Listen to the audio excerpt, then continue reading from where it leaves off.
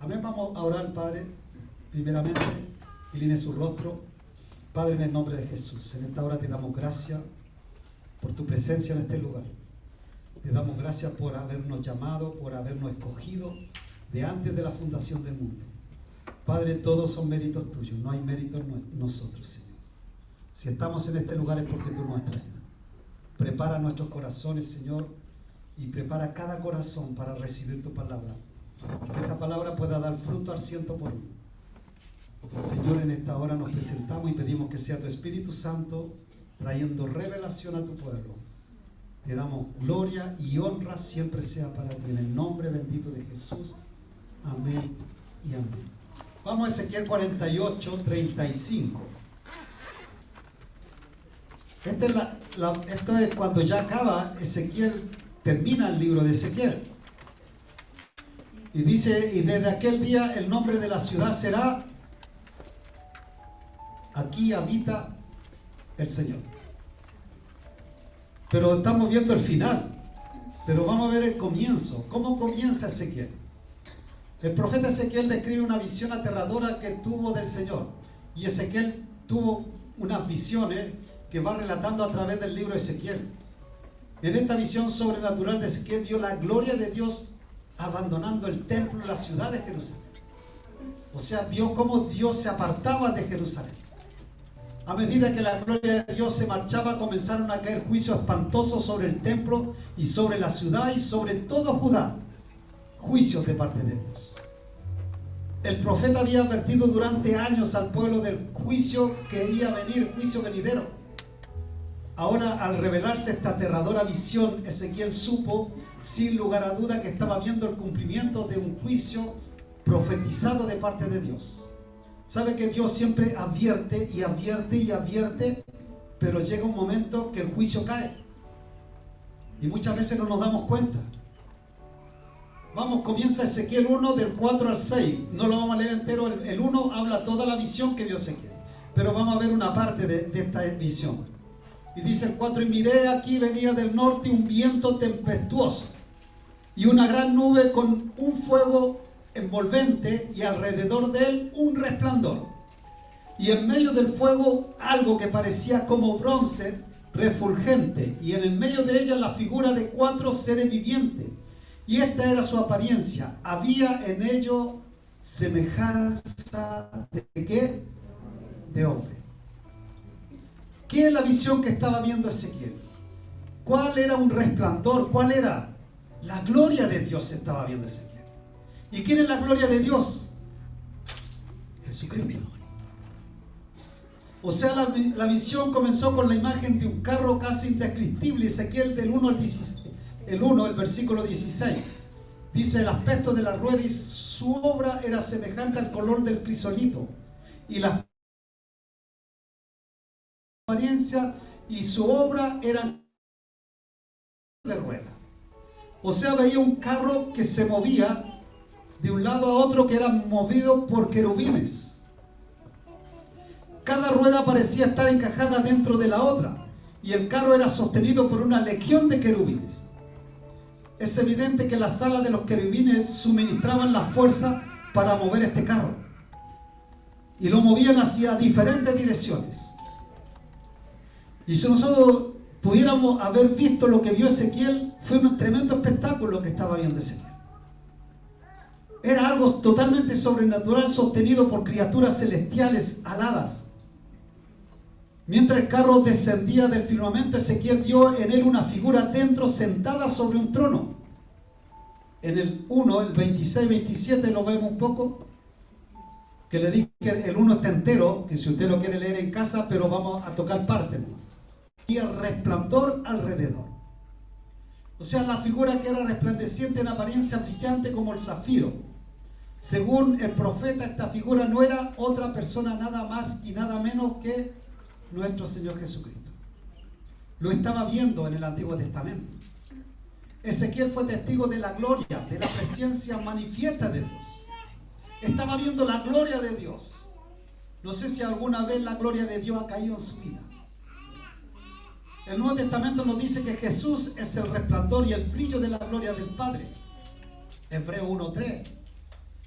Dice: el cual, siendo el resplandor de su gloria y la imagen misma de su sustancia, y quien sustenta todas las cosas con la palabra de su poder, habiendo efectuado la purificación de nuestros pecados por medio de sí mismo, se sentó a la diestra de la majestad en las alturas. O sea, lo que estaba viendo Ezequiel era nada más y nada menos que a Jesucristo. Además, si comparamos la descripción de Ezequiel con otros pasajes del Antiguo Testamento donde aparece el Señor, podemos tener la certeza de esta figura que deslumbra, que es Cristo. Ezequiel vio los carros llevados por los querubines descender y elevarse por encima del templo, y veía cómo el carro llevaban, o sea, los querubines llevaban el carro para diferentes lugares, y había alguien sentado en el trono. En el capítulo 10 podemos llegar, entendió el impacto terrible de la misión que había en este carro. Empezó a entender qué es lo que ocurría con el carro. Había venido este carro para retirar la gloria de Dios, para retirar el Shekinah de Dios, y lo estaba retirando del templo, nada más que del templo lo estaba retirando. El Señor visitaba a su pueblo para retirarle la gloria. No lo estaba visitando para quedarse, lo estaba visitando solamente este carro para sacar la gloria de Dios del templo. Ezequiel estaba alarmado, pero sabía por qué Dios retiraba su gloria. Él entendía por qué Dios se estaba apartando de ellos. Él lo había visto con sus ojos, toda la maldad del pueblo, todo lo que ocurría dentro del pueblo de Dios. Y si lo vemos, Ezequiel profetizó y profetizó sobre este pueblo de que iba a venir juicio de parte de Dios. Por ejemplo, en el atrio mayor del templo, el pueblo dio la espalda al lugar santísimo y miraron hacia el oriente para adorar al sol. Además, permitieron ingresar al templo todo tipo de reptiles y criaturas restantes. Evidentemente habían estado sacrificando serpientes, lagartijas y todo tipo de reptiles, los sacrificaban en el templo. Y dejaron de ofrecer el sacrificio puro de cordero delante de Dios. Ahora Dios le decía: no toleraré más esta abominación en mi casa. No permitiré que mi gloria conviva con pecado. ¿Sabe que Dios no habita donde hay pecado? Dios es santo. Y no solamente santo, es 3 veces santo. Y donde hay pecado, Dios no puede habitar. Usted no puede pensar que usted está en la iglesia y sigue. No está contigo. Ezequiel observó horrorizado cómo el carro celestial literalmente recogió la gloria de Dios, la retiró del lugar santo y la llevó a la puerta del templo. O sea, la gloria de Dios estaba en el lugar santísimo y sale del lugar santísimo y llega adentro donde estaba el templo y la llevó a la puerta de entrada. Y ese se movía de un lugar a otro dentro del templo y llegó a la puerta. En el 4 podemos ver el 10:4. Entonces la gloria del Señor que estaba sobre los querubines se elevó y se dirigió hacia el umbral del templo. La nube llenó el templo y el atrio se llenó del resplandor de la gloria del Señor. La gloria de Dios estaba en movimiento. Ahora estaba elevada sobre la puerta, sobre el umbral. Estaba a punto de dejar el templo. La Escritura nos describe una última manifestación estruendosa de la gloria de Dios. El último resplandor de su presencia en medio del pueblo de Dios. Ezequiel 10:5. Dice: el ruido de la sala de los querubines llevaba hasta el atrio exterior y era semejante a la voz del Dios Todopoderoso. ¿Cómo reaccionó el pueblo de Dios frente a este despliegue totalmente sobrenatural? ¿Qué hizo el pueblo de Dios? Nada. ¿Por qué no hizo nada? Porque nadie se percató de lo que estaba ocurriendo. Solamente Ezequiel. Los sacerdotes y la gente siguieron con sus ocupaciones, cumpliendo todo tipo de ritos y actividades. Dice: ¿cómo es posible que no se dieron cuenta que la gloria de Dios lo estaba abandonando? Es obvio que el pueblo era incapaz de reconocer que la gloria de Dios lo estaba abandonando. No podían entenderlo. ¿Por qué? Porque no eran espirituales. Sus ocupaciones carnales los cegaban y no se dieron cuenta de que la presencia de Dios estaba a punto de dejarlos. A pesar de la advertencia de Ezequiel, en el transcurso de los años, Judá se había descarriado. ¿Sabe que Dios advierte y advierte y advierte una y otra vez? Pero llega el momento que ya no advierte. Dios se retira. Dios te deja, Dios te abandona. Y Dios ya no está contigo. Dices, pero es que yo oro, pero estás en pecado. Es que yo vengo a la iglesia, pero estás en pecado. Lo que pasaba con el pueblo de Israel, hacían los mismos ritos que hacían. Y venían a la iglesia, estaban en el templo, pero estaban en pecado. Ellos se habían entregado todo tipo de prácticas horribles. La sensualidad, las visitaciones demoníacas, la perversidad, adoración con prostitutas. Los sacerdotes habían permitido que los falsos profetas se infiltraran dentro del templo. Estos eran guías falsos, llenaban la mente de la gente con vanas esperanzas de paz y prosperidad. Todo va a estar bien. No, tranquilo. Le sobaban la espalda. No le decían que lo que está haciendo está mal. No. Le sobaban la espalda. Ezequiel intentó advertirle al pueblo una y otra vez sobre las consecuencias de sus prácticas perversas, porque toda práctica perversa trae una consecuencia, pero le restaron importancia, incluso se burlaron de sus palabras y continuaron regocijándose en su pecado en la carne. La ceguera de Judá nos muestra que el pueblo de Dios puede perder la presencia de Dios y ni siquiera se da cuenta que ha perdido la presencia de Dios. Qué terrible cuando la presencia de Dios ha abandonado la iglesia, ha abandonado a un cristiano y aún no se da cuenta. Eso es terrible. Su propio pecado los había engañado. ¿Sabe qué es lo más terrible? Es cuando un cristiano está en pecado y está siendo bendecido. Porque usted sabe de dónde puede venir esa bendición. No puede venir de Dios. No fue la primera vez que el pueblo de Dios sufrió tan trágico y desengaño. La Escritura nos dice que en Sansón también ocurrió lo mismo. Sansón no se dio cuenta que no estaba Dios con él. Como Judá estaba enceguecida por el pecado. Sansón se había entregado sin reserva a la sensualidad, sin creer que sufriría consecuencias. El pecado trae consecuencias, tarde o temprano. Usted dice, no, yo sigo viviendo en pecado, pastor en pecado, siervos en pecado. No pasa nada. Total. Pero llegará el día que Dios ya no está. Qué triste que Dios lo abandone. Estaba convencido. Dijo, no importa los vicios y la debilidad que tenga, puedo lograr grandes cosas para el Señor siempre. Me podré sobreponer y hacer las mismas cosas que siempre he hecho para Dios. Lo mismo ocurre hoy en siervos de Dios. Hay iglesias que son exactamente igual que Sansón. ¿No se han dado cuenta que Dios ya no está? Qué triste llamar a oración y caigan 4 o 5 orando. Qué triste. ¿Dónde están los demás? ¿Están preocupados de los quehaceres del mundo? Durante años las congregaciones se entregaron a la abominación, la mundanalidad, la tibieza espiritual y la apatía. En el transcurso de esos años Dios ha retirado su gloria de en medio de ellos. La iglesia no tiene ni idea de que su pecado continuo ha expulsado la santa presencia de Dios. ¿Sabe qué? Cuando tú estás pecando, de repente no te das cuenta, ya la gloria de Dios no está. Igual que Sansón. Y quizás estás convencido que Dios está conmigo. Dios está. Yo voy porque Dios va conmigo. Dicen en nuestra iglesia, sigue igual que siempre.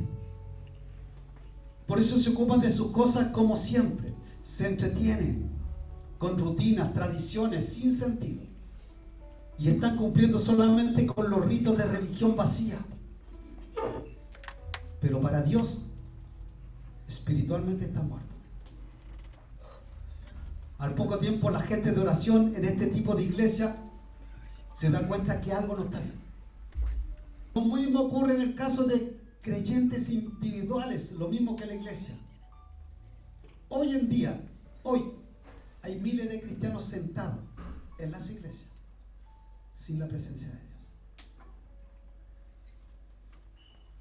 Cristianos sentados en las faldas de Dalila, dándose el lujo de desobedecer descaradamente la palabra de Dios. El desobedecer descaradamente la palabra de Dios trae consecuencias. Con el tiempo sus pecados los engañan, como le pasó a Sansón. Y piensan todavía soy un siervo de Dios. Soy siervo de Dios, soy un hijo de Dios. Total, su espíritu habita en mí. Nada cambia. Puedo seguir como hasta ahora. Puedo seguir con mi pecado, total, Dios está conmigo. Pero no se dan cuenta de que la gloria de Dios ya no está. Los ha abandonado. Su presencia ya no está en su vida. ¿Por qué? Porque se llegan a desprenderse de la desobediencia hacia Dios. ¿Sabe que Ezequiel se lamentó de que Dios finalmente retirara la gloria de Dios de Judá? El único que se lamentaba era Ezequiel. Pero todos los demás ni se habían dado ni cuenta.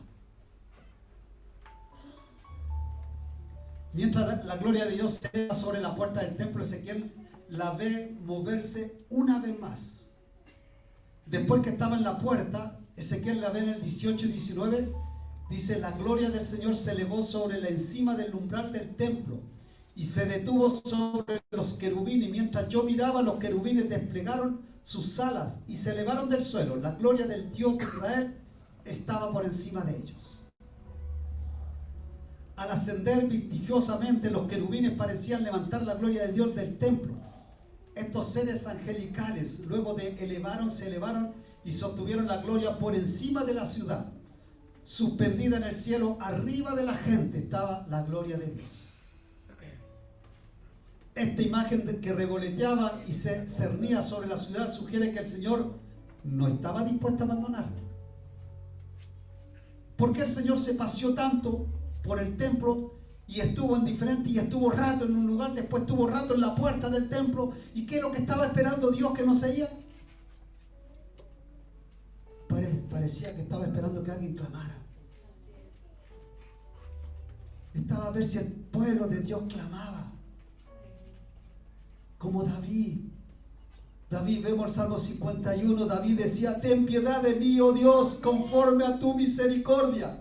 Conforme a la multitud de tus piedades, borra mis rebeliones, lávame más y más de mi maldad y límpiame de mi pecado.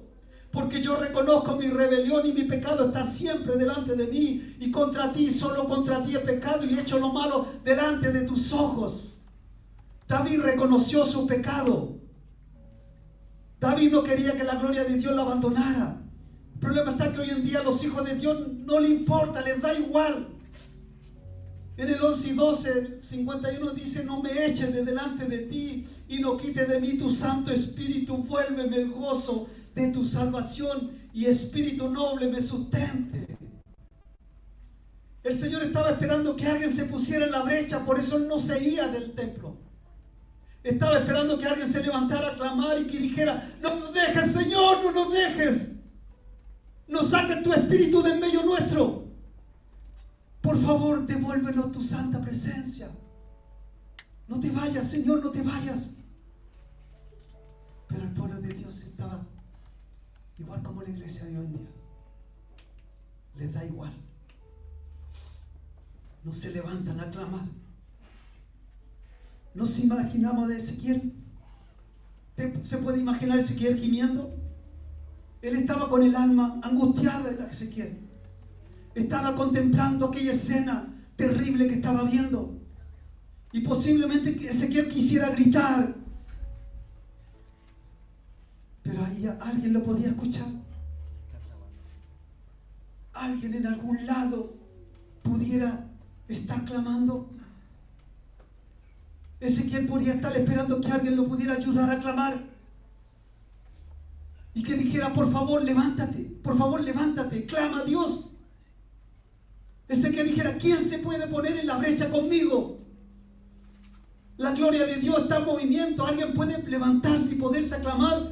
Está a punto de abandonarlo. Clamen al Señor ahora mismo antes de que sea demasiado tarde. Va a ser tarde cuando la gloria de Dios ya no esté. El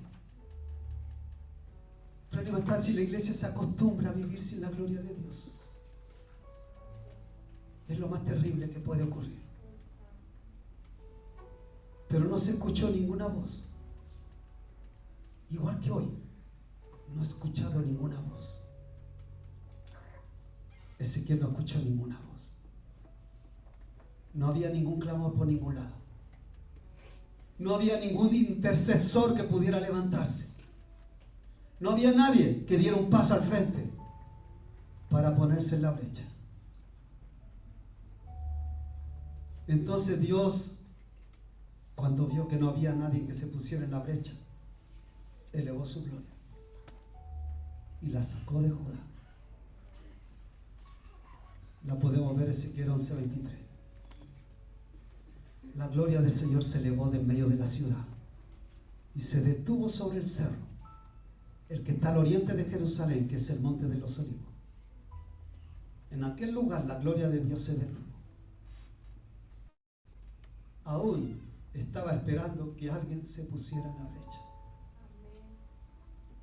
Aún la gloria de Dios esperaba que alguien clamara.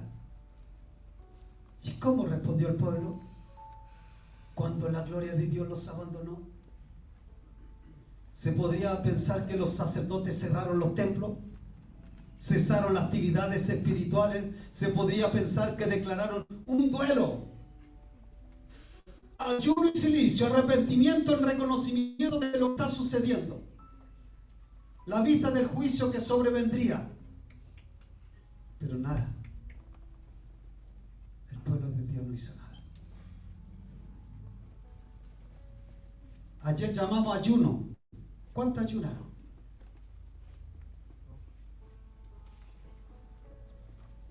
Habían 4 o 5 orando acá en la iglesia. Me imagino si 4 o 5 ayunando. Y el resto, la iglesia es un cuerpo.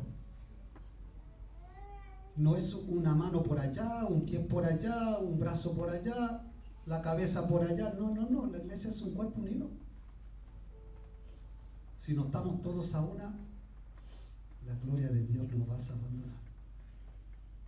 La gloria de Dios nos va a dejar. Si no nos ponemos en la brecha, la gloria de Dios se va. Se podría pensar que declararon un día de duelo, pero las puertas del templo no se cerraron. Por el contrario, todo siguió igual como siempre.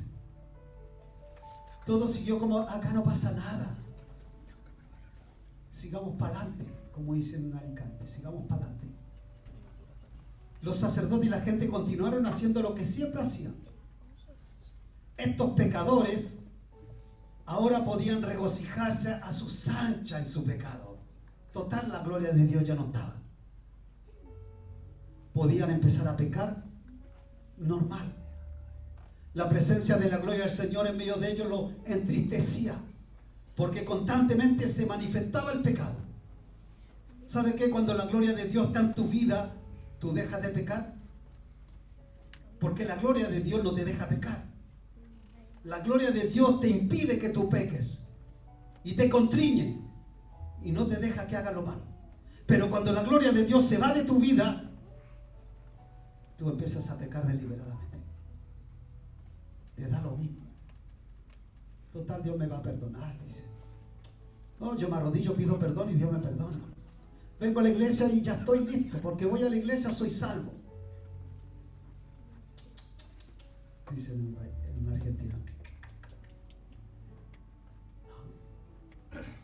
Pero ahora que la gloria de Dios había desaparecido, no tenían ningún remordimiento. No le importaba lo que el Señor hubiera abandonado. Lo mismo pasa hoy en día en las iglesias. Muchas congregaciones están muertas. Una vez que disfrutaron la presencia manifiesta de Dios y la gloria de Dios se derramaba en muchas iglesias. Pero con el tiempo, ¿qué pasó con el tiempo? Sus pastores eran hombres poderosos en oración. Subían al púlpito toda la semana armados con la palabra pura de Dios. ¿Pero qué pasó? Luego llegó un pastor condescendiente. Con el transcurso de los años se dio entrada al pecado y a las concesiones. Al final la gente cerró las puertas a la convicción del Espíritu Santo y ahora en todo el mundo estas congregaciones desfallecen. Y miran para otro lado y no enfrentan el pecado. ¿Sabe qué? Como dice la Biblia en los últimos tiempos, a lo malo le dirán bueno, y a lo bueno malo.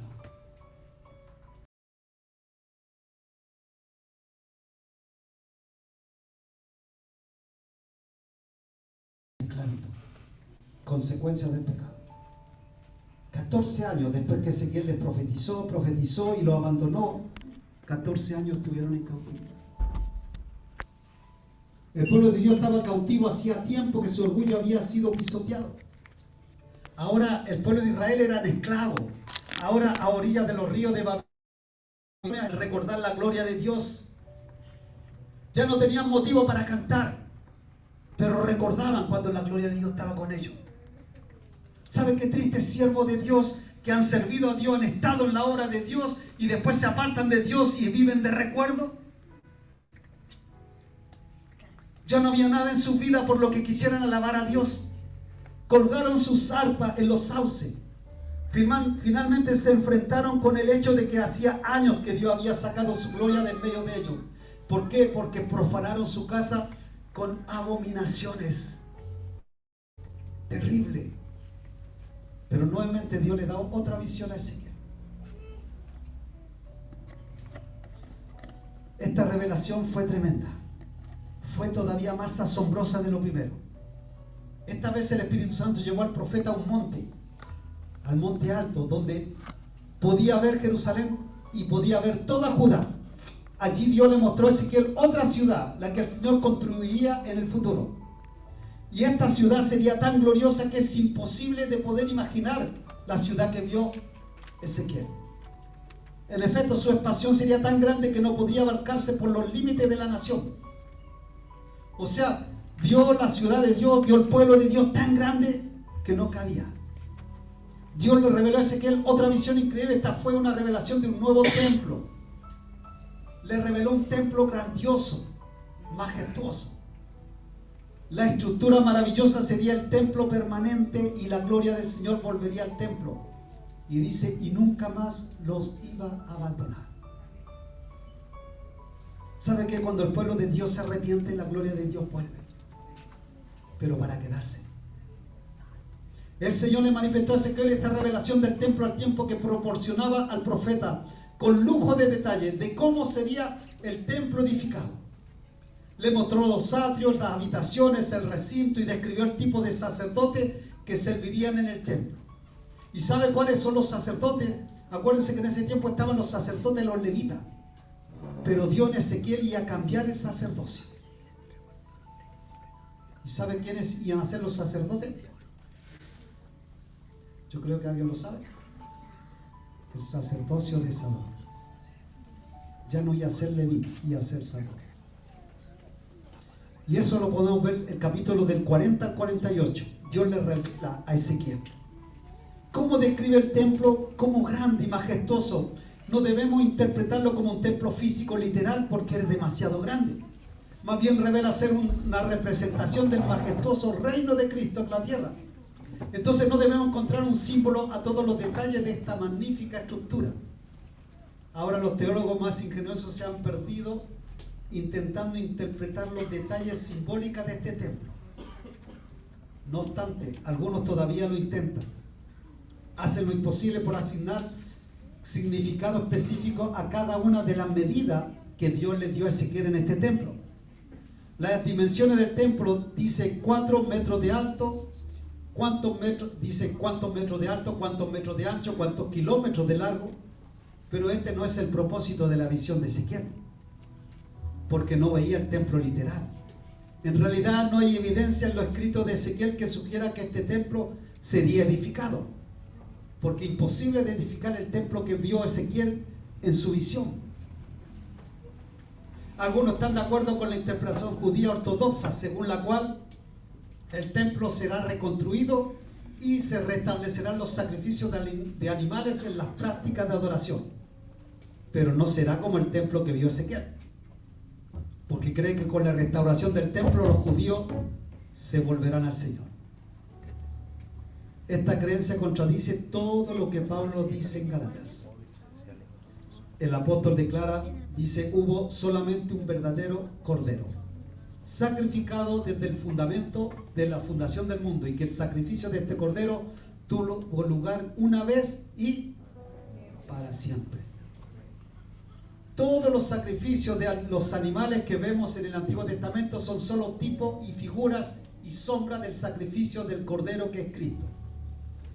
Dice Hebreos 10, 8 y 9, diciendo primero sacrificio y ofrenda y holocaustos y expiaciones por el pecado no quisiste ni te agradaron, las cuales cosas se ofrecen según la ley.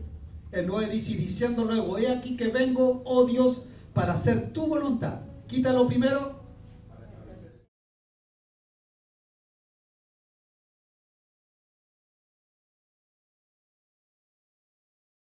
Terminada.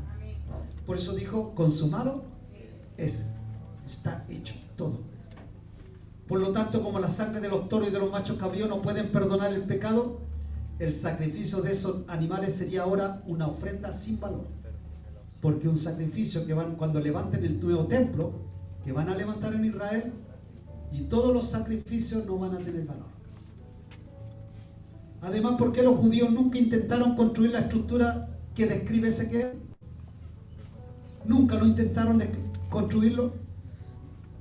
Después de todo, su cautividad al final se terminó y regresaron a Jerusalén para reconstruir el templo, pero no como lo vio Ezequiel. Sin embargo, en dicha ocasión no adoptaron ningún detalle de la visión de Ezequiel. ¿Y por qué? Porque era simplemente imposible de lograr físicamente, y la gente lo sabía que era imposible de edificar este templo. Los judíos puede que intenten reconstruir nuevamente el templo en Jerusalén, pero la gloria de Dios no estará en el templo sin Cristo, porque si Cristo no está allí,